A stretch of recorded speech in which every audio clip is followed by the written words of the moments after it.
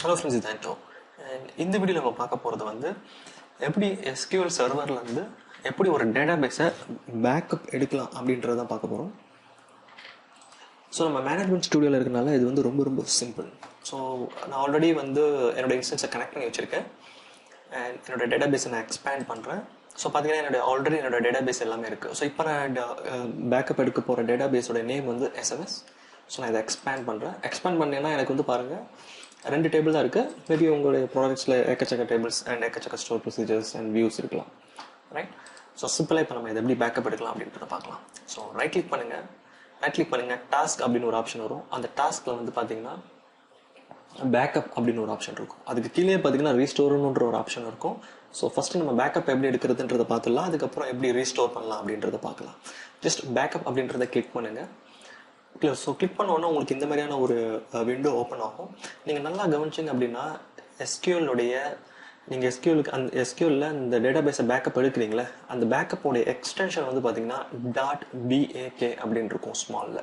So நீங்கள் உங்களுடைய ஃபைலில் நீங்கள் எந்த ஒரு ஃபைலில் வந்து .bak அப்படின்னு பார்த்தாலும் அந்த ஃபைல் வந்து SQLோடைய பேக்கப் ஃபைல் அப்படின்னு நீங்கள் புரிஞ்சுக்கலாம். So .bak.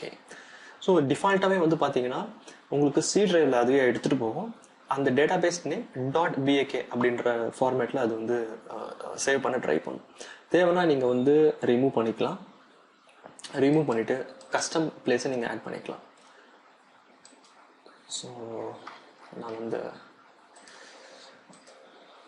என்னுடைய G டிரைவில் நான் ஃபோல்டர் கிரியேட் பண்ணிக்கிறேன். G டிரைவில் ஒரு ஃபோல்டர் கிரியேட் பண்ணிக்கிறேன்,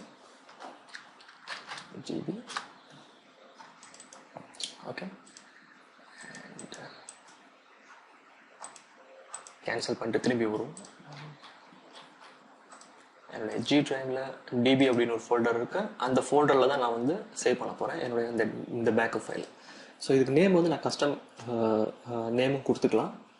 பிகாஸ் நான் டிஃபால்ட் நேம்லேருந்து நான் மாற்றிட்டேன், ஆட் கொடுத்தேன்ல. So MyDB. ஸோ இங்கே நீங்கள் கொடுக்கும்போது .bak ஸ்மாலில் கொடுத்துருங்க. கேப்ஸில் கொடுத்தா நம்ம ப்ராப்ளம் எந்த எடுத்துக்கும் ஐடென்டிஃபை பண்ணிக்கும். ஓகே, ஸோ இப்போ பார்த்தீங்கன்னா நம்மளுடைய G டிரைவில் DB மேப் ஆகிடுச்சு. ஸோ பார்த்தீங்கன்னா இப்போ அந்த இடத்துல வந்து நம்மளுக்கு தேவையான அந்த ஸ்பெசிஃபிக் நேம் அண்ட் லொக்கேஷன் வந்துருச்சு. நீங்கள் வந்து ஓகே கொடுக்கறதுக்கு முன்னாடி ஜஸ்ட் அதை செலக்ட் பண்ணிக்கோங்க. ஏன்னா இல்லை மல்டிபிள் இது ஆட் பண்ணிக்கலாம். Just okay. ஸோ பார்த்தீங்கன்னா டக்குன்னு ஆகிடும்.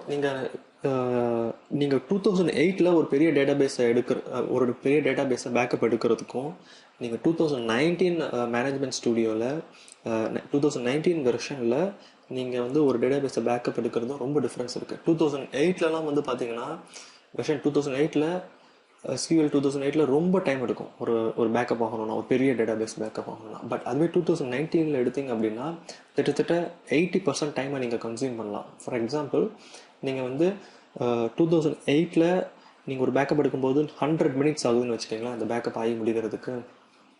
அதுவே 2019 வந்து பார்த்தீங்கன்னா 20 minutes ஆகிடும். ஸோ அவ்வளோ ஃபாஸ்ட்டாக வந்து 2019 வந்து உங்களுக்கு ஸ்பீடாக பேக்கப் ஆகும். ஸோ இந்த ஃபீச்சர்லாம் இருக்குது 2019. ஸோ நீங்கள் வந்து 2008 யூஸ் பண்ணிட்டு இருந்தீங்கன்னா பெட்டர். நீங்கள் வந்து அதை அப்கிரேட் பண்ணுறதுக்கு ட்ரை பண்ணுங்கள். அஃப்கோர்ஸ் உங்களுக்கு டிஃபிகல்ட்டிஸ் இருக்க தான் செய்யும், பட் அதை you have to over come that. அப்படி வந்தீங்கன்னா இதை வந்து நிறைய ஃபீச்சர்ஸ் வந்து இதில் வந்து உங்களுக்கு இதில் இருக்குது, ரைட்?